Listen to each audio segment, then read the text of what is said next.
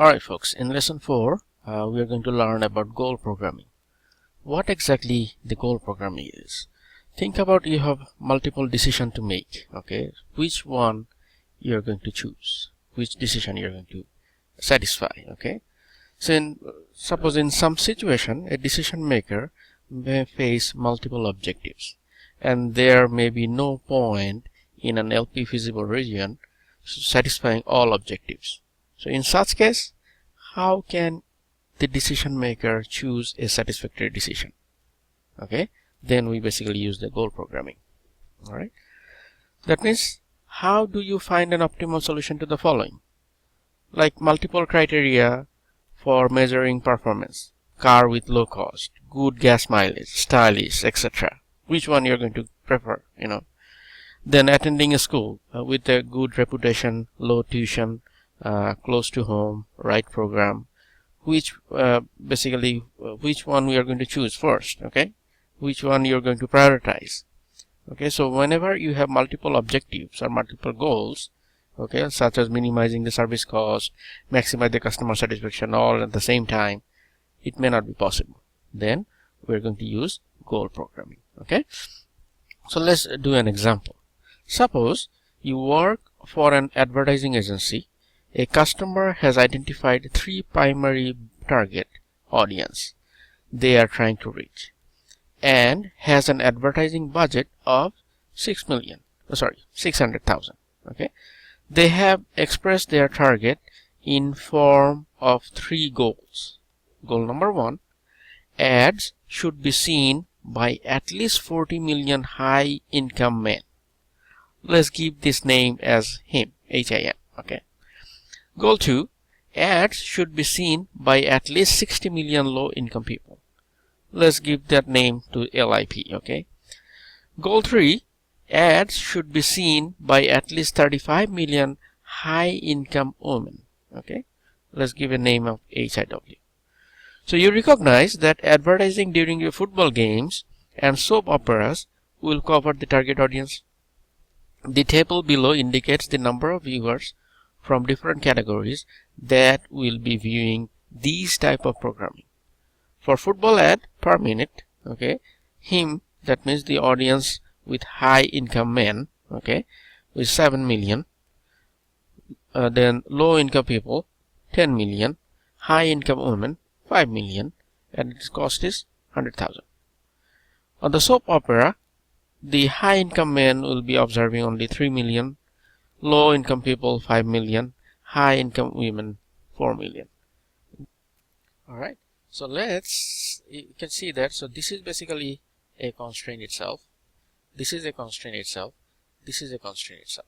Okay, so in this case, see that this is associated with the cost. So this is my decision variable number 1, and this is my decision variable number 2 associated with the cost. Okay, so this is how you find the decision variable. That's the first thing. Okay, now let's go back and try to formulate an LP. Okay, let's choose that x1 is basically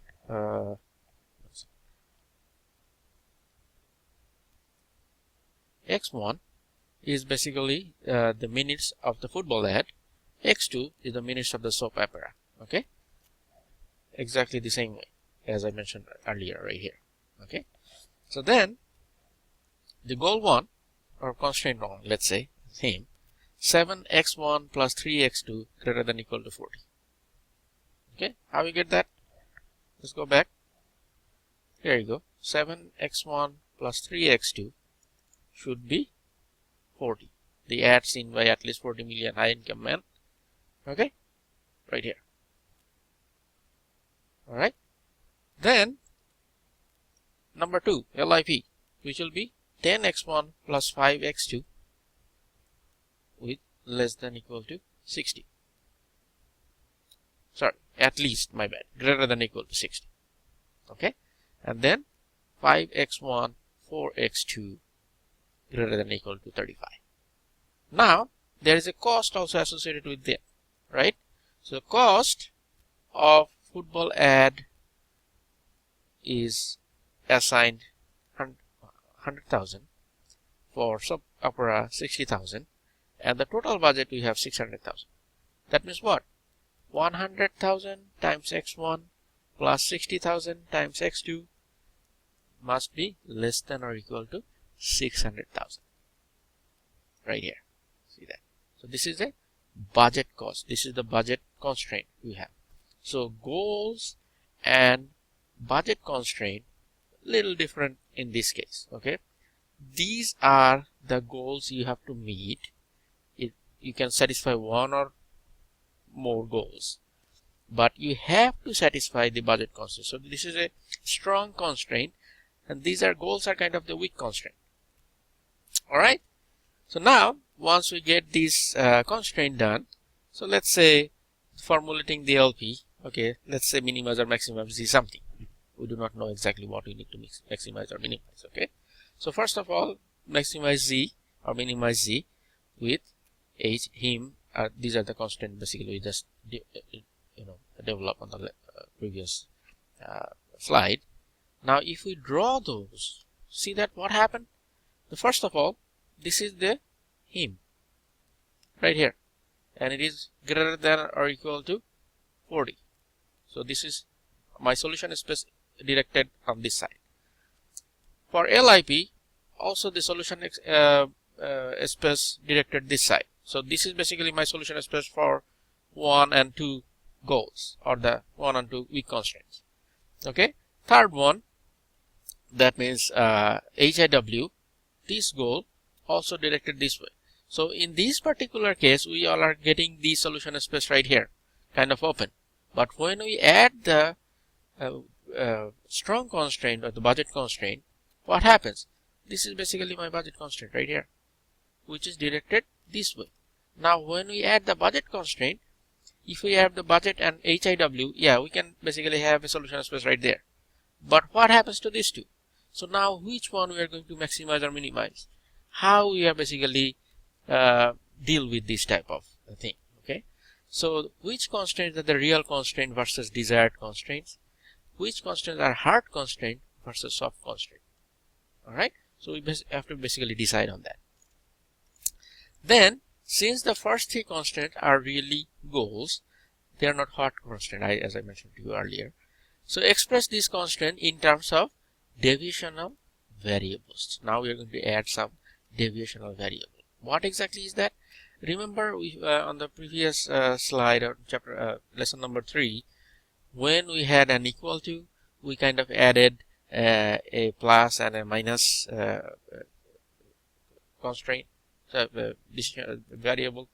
Okay, in this case, we are going to add similar type of variable, which is known as deviational variable, to make an equality constraint, not an inequality constraint.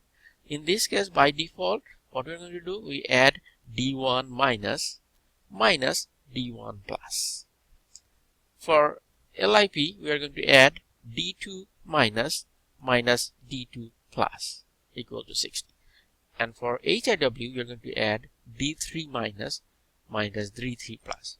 So whatever variable we are going to add, my subscript will be same on both case. My superscript will be either plus or minus, same thing in this case. And all of them definitely greater than or equal to 0, including x1 and x2. Make sense? Okay. Now we are going to basically see which one of these three goals have the priority. Suppose each of the shortfall of 1 million viewers from the goal translates to a cost of 200,000 for him, 100,000 for LIP, and 50,000 for HIW.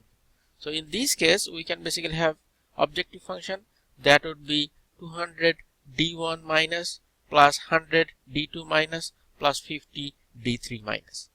Now why we are choosing only d1, d2 and d3 minuses, not the pluses?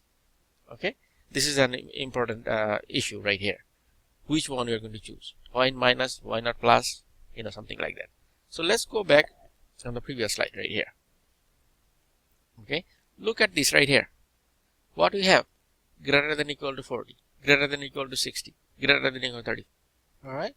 So now what we're going to do when we have the goals, Okay, and remember the standard form of linear programming. We want to make sure that all uh, all inequality make it equal. Okay, so now we are going to add what we do. We in the for the constraint, we basically add slack and surplus variable and so on and so forth. Or if it is unrestricted, we add those, x1 plus x2 or something like that. Remember. So in this case, what we're going to do for the goal constraints, that means the soft constraints, okay, we are going to add two different variables. Let me just go right here, next slide. Okay, these two variables are known as deviational variables. So first of all, let me define di plus, that I means 1, 2, 3 in this particular case. Di plus is amount by which we numerically exceed the ith goal, and di minus amount by which we are numerically under the ith goal. Okay, so what we are going to do, we are going to add with the 4d on the right hand side. Okay, plus, so it will be plus d1 plus minus d1 minus. Okay, we are going to add like this way. So d1 plus minus d1 minus on the right hand side, not on the left hand side at the beginning. It will be much better if you understand that. Okay, so d1 plus is basically showing what? If we add that something with 4d is good. We do not have any problem because it was greater than equal to. Remember, if you go back to the previous slide, what is that? It is greater than equal to. So what happens if we add something d1 plus? So if it exceeds 40 and more, we are fine with it. But if we have d1 minus, that means if we subtract something from 40, if it doesn't meet that goal, okay, so that is our main concern in this particular case. We cannot go below 40. We do not want to go below 40. We can go, we do not want to. Okay. Similarly, for the 60, same thing, we are going to add plus d2 plus minus d2 minus, okay, such a way that if 60 plus d2 increases, you are fine. But if decreases below 60, it falls down below 60, we really do not want that. And same thing for the d3 plus and d3 minus. So once we basically add these deviational variables, okay, and definitely d1 plus d1 minus, all our di's will be greater than or equal to 0, including x1 and x2. Okay, so what happened? And now on the standard form, we really want to put the numeric on the right hand side and the equations on the left hand side. Okay, to do that, what we are going to do, we basically bring d1 d2 on the left hand side right here. So what happens then? d1 minus becomes positive, d1 plus becomes negative. Okay, so now what happens, we need to focus on these things on our goal, which one we really want to be 0 or affect more in our goal. So think about that. If we have d1 plus more right here, it's fine. We do not really care. We want to be greater than 40. Okay, 40 million. But if it goes less, that is the thing we really do not want. So what is going to happen? d1 minus for him, d2 minus for LIP, and d3 minus for WI. These are the things basically we have more concern about. Okay, these are the things we cannot let it be below above 0. Okay, so we want to basically make them and try to make these goals to 0. If it is greater than, because those was all greater than or equal to. So if d1 plus increases, d2 plus increases, have positive values, it's basically good for this particular goal. That means goal is met. Okay, but it falls down below 40, 60 and 35, we do not want that. So that's why what happens, okay, suppose each shortfall, now we are prioritizing the goal, let's say, okay, suppose each shortfall of 1 million viewers from a goal translates to a cost of 200,000 for him, 100,000 for LIP, and 50,000 for HIW, then the objective function would be 200 d1 minus plus 100 d2 minus plus 50 D3 minus. See that we care about D2 only, or D minuses only, DI minuses, not DI pluses, because this particular one is all the goals are greater than equal to constraint. Okay, suppose if we had one less than or equal to, then we are concerned more about the D2 plus rather than D2 minus. Okay, because we want to be less than 60.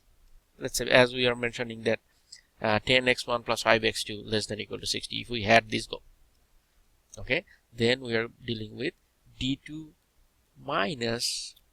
We do not care about the D2 minus that much, because if it is less than or equal to 60, that's fine.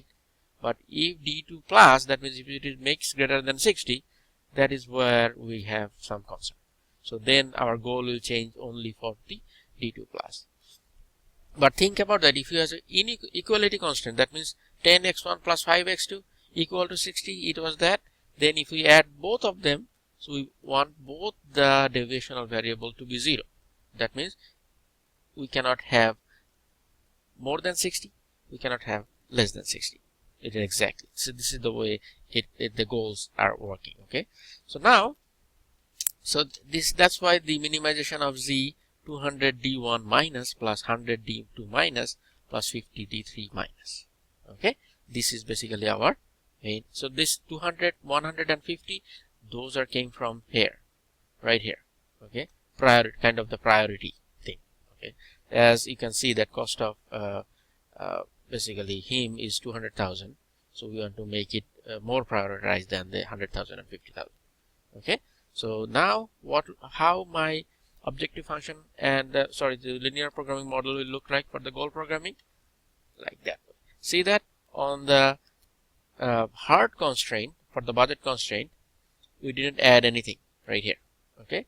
So we can solve this problem using Lindo, pretty simple and easy way. Let me just show you. Okay. So let's copy these, okay, and paste it on the Lindo window. Okay, we just put it like that way. So in this case, what we need to change? It should be minimize D1. And remember, if we put the minus plus like this way, it will not be able to recognize that. So what I'm going to do, I'm going to replace minuses with M. Okay, D2 minuses with M, D3 minuses with M. Okay, subject to 7x1 plus 3x2 D1. This will be M. Okay, this will be M equal to 40. Then this will be M. Sorry, this is P. Alright, P. This is plus, so P. This is minus. This is P. Okay, equal to, this is equal to 600. Put the end. Okay, now if we solve this, really, okay, let me just go vertical, close. See that right here? So this is basically my solution. What happens? D1M, D2M, we basically found that 0, what exactly we want. But D3M, see that it is 5. So that means the third goal didn't make. Okay, where x1 is 6, x2 is 0 in this particular case. Alright, we do not care about the D1 P pluses and pluses. Okay, so now what happens in goal programming? These are really hard to determine. Okay, so what we are going to do when we are going to solve the goal programming, we basically get one piece at a time. Okay, so as 200, 150 in this case basically prioritize the thing. So what we are going to do at the beginning, we are going to take this 200 out. We are going to basically focus only on the prioritize first priority goal to solve it. Okay, so once we basically do that this way, if we try to solve this one, okay, so I basically rewrite this and bring it closer so you can have a better look at the closely. Okay, so now you see that I basically took that 200 out from here and I left only the D1M, that means goal number 1 minus. Okay, and now if I solve that one first, we just solve it. See that what happened? the objective function value is 0, which we want. Okay, so that means goal 1 is met. So once the goal 1 is met, what we're going to do, we're going to basically fix that d1m equal to 0, and then we'll go for the goal number 2. So what we're going to do, we're going to write d1m equal to 0. Okay, so kind of fixing it. Okay, let me just see that right here. Okay, and then we're going to solve for goal number 2. So if we solve that one, see that on goal number 2, this is 0. That means it also satisfied the goal number 2. So once we do that, now we go for the goal number 3. But before we go there, what we are going to do, we are going to fix the goal number 3 too. Sorry, goal number 2 as 0. So remember, you have to do this step by step on the goal programming when you do the homework problem or in the exam. Okay, so if you do that, see what happened.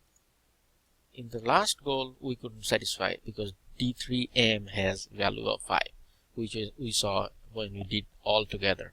Okay, so that means the z value of 5 indicates that if goal 1 and goal 2 are met, then the best we can do is to come within the 5 million exposures of meeting goal number 3. Okay, so here is another example. Okay, a company has 2 machines for manufacturing a product. Machine 1 makes 2 units per hour, while machine 2 makes 3 units per hour. The company has an order of 80 units. Energy restriction dictate that only one machine can operate at one time. The company has 40 hours of regular machining time, but overtime is available. If cost is $4 to run machine 1 in 1 hour, for while machine 2 costs 5 per hour, the company has the following goals. 1. Meet the demand of 80 units exactly. Limit the machine overtime to 10 hours. Use the 40 hours of normal machining time and minimize. Alright, so if we try to formulate that, okay, so let's say we represent the PI, represent the relative weighting of each goal. For example, we are going to formulate the LP in a few minutes. But when you try to formulate the goal programming, first you focus on the constraint first. Forget about the Z first. Okay, so first of all, what we need to do basically, let's go back. We have to basically meet the demand of 80 units exactly. Now, what are my decision variable at the beginning? Machine 1 and machine 2. Why? How is that? That machine 1 and machine 2 is basically associated with the cost. You can see that right here. Machine 1 makes 2 units. Machine 1 makes 2 units per hour, while machine 2 makes 3 units per hour. So the first goal is meet the demand of 80 units exactly. Okay, let's say machine 1 is x1, machine 2 is x2. Okay, so first of all, what is going to happen? So this is the 2x1 plus 3x2.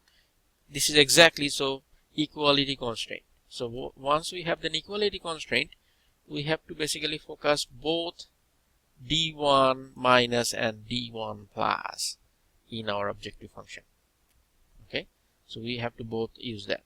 Next one is basically saying, let's go back. Okay, limit the machine overtime to 10 hours. Now this is priority number 2. Okay, now before we write this overtime thing, let's focus on that. Use the 40 hours normal machining time. So this is basically either 40 hours or more, 40 hours or less. The machine 1 and machine 2 is inoperable. Okay, so this is the first one. The second one, let's focus on this one, where machine 1 plus machine 2 operating hours is less than equal to 40. So if it is a less than equal to, when we add the deviational variable, which one we should focus on? Less than equal to. That means we are going to focus on the D2 plus 1. Now, if we have the overtime, we need to minimize the overtime and keep it in 10. Right? Now, overtime means what? if we add d2 plus, that means it goes beyond 40, right? So now in this particular case, d2 will be my that constraint, that variable that will be in effect in the overtime case. That means what? d2 less than equal to 10. Are you with me? Because we cannot exceed, we try not to exceed 10 hours overtime. So then d2 less than equal to 10, this is basically the main constraint, and we are adding the deviation of variable d3 and d3 minus and d3 plus. In this case, as this is only also an equality constraint, so we are going to focus on d3 and d3 plus in our objective function. And the next one, the last one, is the cost constraint, but 4x1 plus 5x2, which should be 0. Okay, where we add that d4 and d4 plus and d4 minus. In this case, this is basically, just go back, minimizes the cost, so that means we're setting it up to 0. Okay, in this case, let me just put it there. Okay, so in this case, this one will be greater than equal to 0. Okay, and then we're going to focus on d4 on. So now if you write, and definitely these all variables should be greater than equal to 0, and if you write down our goal programming objective function, this is how we're going to write that. So p1 times, this is basically priority, nothing else. Okay, d1 plus d1 minus, these two will be focused on. So we cannot take any one of them, because this was an equality. For this one, we are going to d3 plus, because it was a less than or equal to. Remember that. This one, this is also equality, so we have to take d2 minus as well as d2 plus. Okay. Okay, and the fourth one was minimize the cost. Okay, in this case, we are going to basically, as this is also less than equal to 0, so we are going to focus on this one. So this is how we basically represent the goal programming. Then you can use Lingo or Lindo to solve goal programming. All right. So this, at this lesson, this ends goal programming. I'm going to add something else with the lesson number 4. Okay. Thank you.